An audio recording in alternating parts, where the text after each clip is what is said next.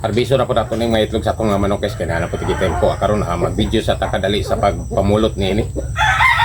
Adunay 8 ka buok diri iri guys. Amoy atong unahon. Medyo nagabinan kita gamay. Tasado kita sa pagpakaon karon kay may gibuhat pamangut kita. Ug ato apong gibidyoan nato ning pangarbis nato sa itlog sa atong mga manok. 8 ka buok dito atong dapita. Ug diri iri ubay-ubay ring iri sigapon sa eskina kay andiri medyo sila magtapok. Ining lugar kay haluanay man kayo. O nakita na tong adunay 12 ka buok dire. Pero mas dagkan atong naisuok. Nanani ni sila kay kini mga manok bisan asa mo gani sila makaluob adto gyud sila maitlog. Magtigom-tigom do por sila og itlog, mag-ipon ra. Magluon ni sila sa ilang itloganan kay wala man kita gigama nga pugaran kanila kay kung atong gaman sila pugaran ila lang pong hugaw-hugawan, ila mang ithan magabi batugan. Nya ato sa unahon sa diri sa likod kay adyo na po diri. Mao ni atong nakuha na hapit na puno. Ug diri area do na poy 8 gyapon diri siya guys.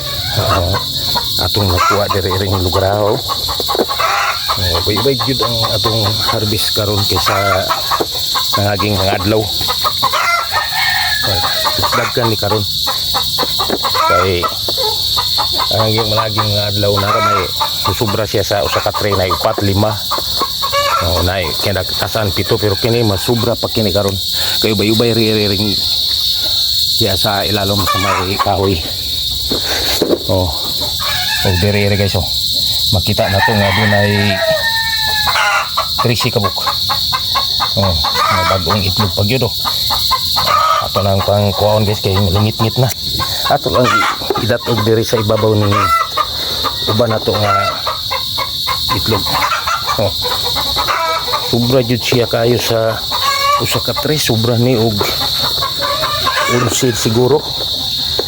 Mas dagkan ron. Ato lang hinahinayon kay basig mga hulog ni mga batak. Sayang kayo. Karon may kinadagkanan natong harvest. Gikan ni atong tingulan. Kay ni atong nangaging adlaw mo harvest man kita og sobra sa 3 og tagilma kiatas ang 7.